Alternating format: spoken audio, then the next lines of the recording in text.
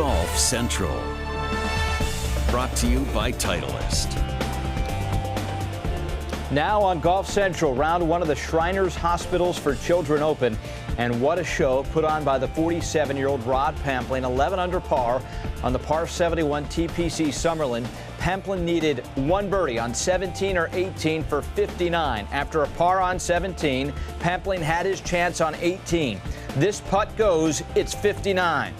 Leaves it out, and it's tying the course record 60 for Rod Pamplin, one off the magic 59.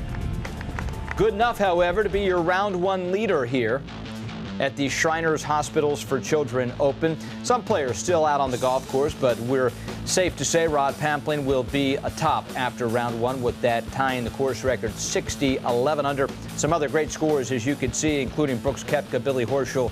Luke List still one to play out there, has it at 6 under.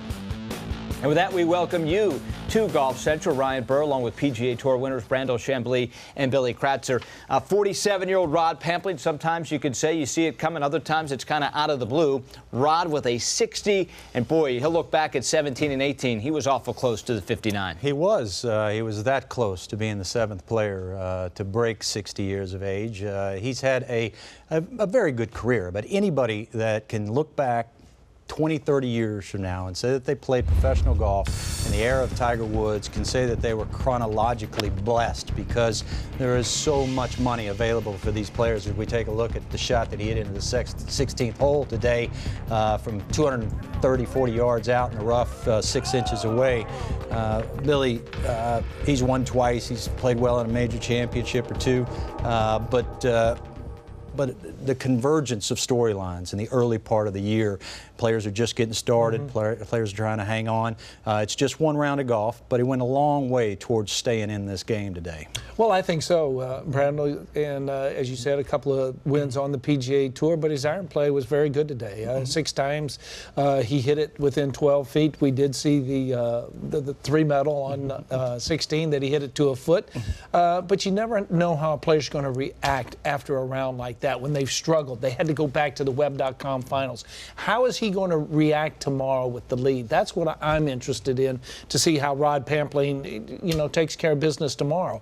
If he plays well tomorrow, takes care of business tomorrow, then I think, everything on an upward trend. But if he doesn't, it's kind of a hit and miss type situation. Well, he had everything going for him on Thursday, that's for sure. 14 of 14 inside 10 feet with the putter, and the irons were equally as good, as he was able to have 6 shots approaches inside 6 feet. So you can take a look at what he was able to do today, and no surprise, he's atop the leaderboard with score, tee to green, strokes gained, and approach. Tops across the board after that beautiful 60. He spoke with our George Savaricas. Well, Rod, a course record tying 60, the early headliner here at the Shriners. How did you put it together? That was just solid play, I think obviously holding that 9-iron on, I think it was my 3rd or 4th hole, was a good kickstart, and we just played solid golf from there on in. It was, I drove it well, hit a lot of good iron shots, and then the eagle on 16 sort of obviously propelled the round into a very good round. At what point did you know that it could be a special day? It really wasn't until late there. I birdied 15 and then eagle 16, so that really stepped myself up the leaderboard quickly. So after that, it was, I knew, but there was 2 strong holes to come in, so I wasn't getting ahead of myself. I was just making sure I hit a good shot into 17. That's a dangerous shot, and to have the opportunity to have, unfortunately, I would love to have made one for a 59, but it was just a good solid day all around. You had a great look at 59. Take me through that final birdie effort on 18.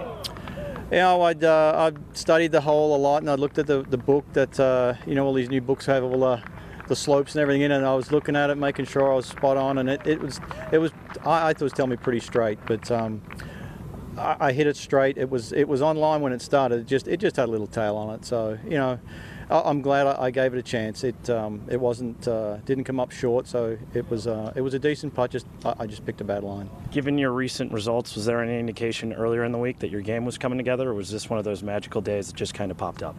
No, last week I played really well. I played well in the Web Finals. I think I've had a 10 and a 12 out there, and I just hadn't didn't drive it well in Napa, and then just got the bad side of the draw. And then last week I just didn't hit it that well off the tee, which on a golf course, it's such a strong golf course at Jackson that if you're not in the fairways, you can't score.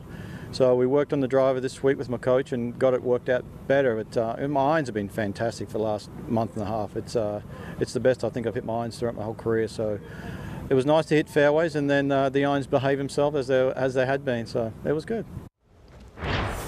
Rod set the target at a 60. Several players win a chase, and including this guy, Brooks Koepka, drivable par 4. Well, he missed the green left, obviously, in the desert. And it's such a fine line, such a small margin of error coming out of the desert. Got all tangled up, and it looked like he might give one back at a place where, given his length, he'd have a decent opportunity at making an eagle. But Billy, he does this part of the game so well. Well, he really does. And you put this club in his hand. He's one of the best on the PGA Tour. A lot of people don't understand how good he is with that putter. Now it's 16. But they do understand how good he is off of the tee. And, of course, that sets him up with a considerable less distance for his iron shots. Playing pretty safe there, but gave himself a decent look at eagle. He would make birdie. And Koepka now, 4th hole, his approach from 177. Well, when he's swinging well, and you look at the rhythm of the golf swing, the transition, the ability to control the distance is key for Brooks Koepka. Time now for our Geico save of the day. After birdie at 5, Koepka at the par 4-6, his second shot. And the hole location is sort of middle left, and it looks like he was trying to play a high cut into this hole location, double-crossed himself. That hit a stake. No telling us where it was going to end up. But I think it actually probably did him a favor because it was ended up short of the green, gave him a little better angle, but he still left himself with 20-some-odd feet for par. So, guess what? Yeah, how about that? Yeah, no doubt about it. Koepka with a 62, looking for his first win in 2016. Here's Brooks after his impressive round. The 1-on-6 was kind of big. It felt like I needed to make that to kind of push. Obviously when you got somebody that's shooting 11 under, you got to really, you can't make any bogeys. So it was good all around, but kind of got a good break there to make the par. So I'm happy with it. Now you take a look at his lowest career rounds, and the low would be today with that 62. Brando, just a couple of days ago, we were discussing what part of the game matters most these days. Is it the old saying, putt for dough and drive for show? And that's kind of been changed by the guys that hit it further have an advantage. Well, Koepka certainly hits it further, but when you look at this particular round, it was 4 putts over 20 feet that ultimately saved him. So he had both going for him. That's how you get a 62. It's tough to compete with somebody that does everything so well. Brooks Koepka, and I've been lauding him, as Billy has, we all have, because he does everything so well. And if you take a look at some statistics of 2016, there is one statistic, the bounce back statistic, that measures how a player reacts after making bogey. Nobody on the PGA Tour was better in a birdie percentage after making birdie than that man right there. Average distance of putts made, only Jason Day, on average, made a larger distance of putts across the day than that man right there. And the most important part of the iron play, because you have so many of them, you see 175 to 200 there, but 50 to 225. And in that area of the game, Brooks Koepka excels. Only very few players swing faster than Brooks Koepka. He's in that 120-mile-an-hour plus club, and again, he's in the top 20 in strokes gained putting. You put all that together, and there's a reason why we talk about him having the potential to have such a big impact on the PGA Tour. No doubt. You think Billy left off the President's Cup team a couple years ago, which many thought would be the captain's pick. Turned out he wasn't. Went out and made the Ryder Cup team 3-1-0 just a couple weeks ago at Hazeltine. Do you see superstardom for Brooks Koepka? Well, I think that's certainly a possibility, and it's only going to happen if he goes ahead and puts more wins on the board. He only has 1 win on the PGA Tour, and if he's going to become a superstar like we think he is, he's going to have to win more. He's going to have to contend in major championships. He just can't go out like he did at Dallas this year have a lead and not figure out how to close it. He's too good a player, and I'm sure he'll figure it out. And it's kind of like Dustin Johnson, you know, when he figures it out or you know, win a major, you know, they may all fall into place for him. But I think it's a little perplexing because Brandel, with the stats and everything, you look at that and you think, oh my gosh, yes, he did win the Turkish Open last year, but he only has one win on the PGA Tour. He has 5 European Tour wins, and he kind of cut his teeth over there. But I really think that Brooks Koepka is one of those players with huge upside potential to be a superstar. That's a great point. When you look at the wins, there's only the one there. When you look at the stats, you think, man, this guy is going to win multiple times a year.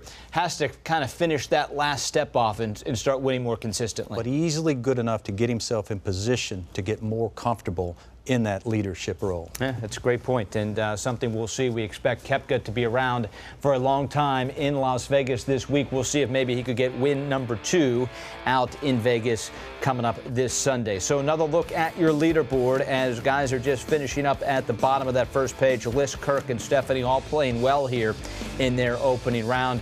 And some other names out there. Sean O'Hare still has 4 holes left, but 4 under. A good day for Sean. As you can see, Kevin Streelman continues his good fall. Streelman playing some good golf, had it to 4 under with the 67. Well, still to come here on Golf Central. We head to Turkey, where they're moving the tees back. Run out of room? Yeah, just put that tee box on somebody's roof. That's exactly what they did in Turkey. You won't want to miss it. It's next.